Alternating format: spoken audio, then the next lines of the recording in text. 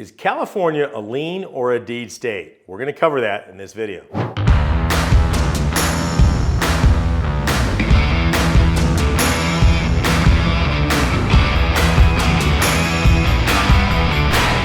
California, the motto, Eureka, we found gold. Well, you can in the tax deed state of California.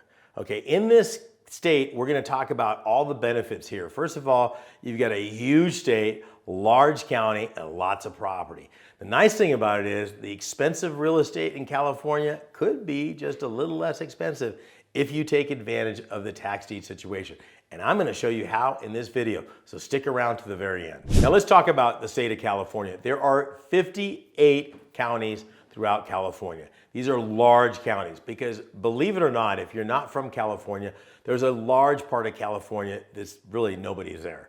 You get the coast. Most of the coast is not even populated. A lot of people don't realize that. Southern California, yes. Once you get above Santa Barbara, all the way up to Oregon, it's very sparsely populated over there. Then you go on to the interior, which is the vegetable patch of the United States. San Joaquin Valley, that's where all the vegetables are grown. I think it's something like 88% of all vegetables come from California. Nobody's living there, they're growing vegetables. So you've got large counties and you've got populated areas like the Bay Area, Southern California, the desert, and then of course you've got the Sacramento, Redding areas up in those areas. Okay, but it is a deed state, so this is what's really cool. Okay, in California, they allow property owners 5 years to be delinquent on their property taxes. Now, if you pay within that 5 years, it's no big deal, but there's still an 18% penalty on that. Not penalty, excuse me, an interest rate. Okay, so there is an interest rate, but you and I are just not allowed to participate. But let's talk about this. Back in 1996, Governor Wilson passed a rule that said the counties could dictate whether they want to go to a lien or a deed. So far, none of them chose to do that. Back then, I was super excited about it because I thought, oh, okay, we're going to have another dual state, but it never materialized. Just some extra fodder.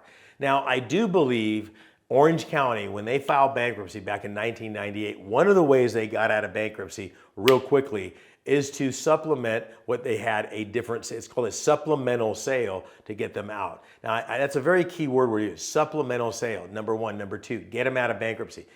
Property taxes help the county, period, end of story. Okay, that's how counties survive. And this is a perfect example of that. Orange County was in trouble. They had to get out of a bankruptcy, and so they had this particular sale on it. But in all other counties throughout the state of California, and including Orange County, they always have tax deeds. So they have a tax deed sale throughout the year, and they say 5 years, enough's enough, and you're buying what is called a sheriff's deed. Now, in the state of California, you're going to go to the sale, and it's going to go to the highest bidder. They're handing you a deed, and then, like in other videos, we're going to have to clear the title on it.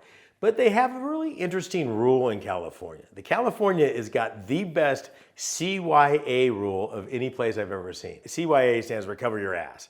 In other words, they say, if we sell a property at a tax deed sale, just in case we made a mistake, the former property owner can come back and contest the sale for 1 year. That doesn't mean they can come and redeem, okay? Contrary to popular belief. So if you call a county, in some counties in California, and say, is there a redemption period? Some of them will say yes. Some of them call that a redemption period. It is not by any stretch of the imagination, which goes back to what's so beautiful about tax liens and tax deeds.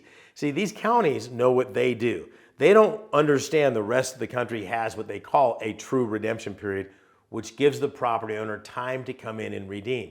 So they mistakenly call that, which confuses my students and has for the last 3 decades, okay?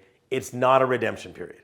That just says if the county made a mistake and accidentally sold the property, that property owner can fight that and say, see, they made a mistake, it should have been my neighbors, or whatever that case is. Never seen it happen, but that's a good CY. I'm sure it has. Okay, so that's one thing you've got to look for. That doesn't mean you can't sell the property during that 1 year. I've got other videos on clearing title, and you want to follow that procedure. Just like any tax deed sale, okay? The sale list is going to come out 30 days before the sale. Like anyone, you're going to have to do the research. The county is very hands-off. They're like, here's the list, God bless you, go for it, right? So it's your job to go look at the property and find concurrent values. So if they're saying this property is worth $500,000, make sure that's the case. And the most important thing, especially in California, if it's going up for sale and you're thinking, wait, what's going on here? Okay, it could have been burnt to the ground. You want to get boots on. You want to get eyes on that property. That could come in the form of a real estate agent. That could come in form of a friend or a family member. Just go by and tell me if that property is actually still there and it hasn't fallen into the ocean or through the San Andreas Fault or something like that. But anyways, the property's still there. So now that you've got your value, now that you've got your opening bid, now you need to determine how much you're willing to pay. Now this is the kicker. Very unique thing in California. If I go and buy a tax deed in the state of California, and let's say I bid it up to $200,000 on this $500,000 property. Yee-hoo, you're doing the happy dance, but wait, I got to come up with $200,000. Not really. In California, they say you have to put 10% down or $5,000, whichever is greater, and the balance has to be paid within 90 days. Kind of a finance program, but there's also some ambiguity on whether the county will let you do this. So it's actually up to the individual county. Okay, I have personally taken advantage of this back in the late 90s. I know it works, so it's there. That's kind of cool. It's not, don't go in there and say, do you finance it for 90 days? They don't call it that, okay? Just look up the rules on the website and it's right there. Talk to the county and say, hey, when is all the money due? Okay, so now that you've got that, again, you've got this problem with the title that they've got 1 year to come in and contest a sale. That's where clearing the title becomes very important. And although I have other videos, I want to walk through this. Immediately, you start clearing the title. You don't have to wait 1 year. You start clearing the title, and what that does is proves that no mistakes were even made on this property. Boom, boom, you're good to go. Now you're free to sell that property in the beautiful Sunshine State of California. I mean, I want you to think about this. There are 58 different sales going on in California. What a great way to make some money on this. Okay, so here's the other beautiful thing about California. They're not on the first Tuesday of every month. They're once a year, and you got to go to those sales. Some of them are online. Some of them are still live and in person.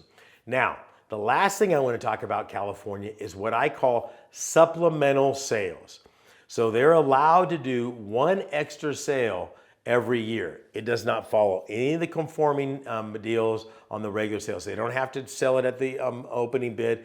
They can do all sorts of things. San Bernardino had a sale at one point where everything on the list was $500. They're just trying to blow through some inventory that was sitting there. Okay, we had students going out there and literally buying properties for $500. So there's so many different ways that you can capitalize in just one area. But remember, go in there, number one, with your financial objective in mind. Number two, make sure you know the demographics of the area, the values of the properties. Okay, know the best school districts, know the average price of homes. Okay, find the list 30 days beforehand. Start taking the list and breaking it apart. Get your assessor's map. Pick that county apart and say, these are where I want my properties. Now, let me tell you something. I'm not going to be picky on these lists. When it comes to a deed list, I'm going to research every single deed on that list. I'm not going to say, oh no, this is not, I don't care if it's above my price range or range. You're going to start getting some practice on that. And as we say, perfect practice makes perfect. That's what you want to do. Listen, I have got a brand new training on specifically this. I think it's some of my best training, period. Okay, if you want to watch that for free, my gift to you, we go into a lot more detail on it. Just go to higginsmethod.com, click on the link there, register for that free webinar, and I'll show you how to do this and make big money on this. This is Saen Higgins with California saying God bless and happy surfing.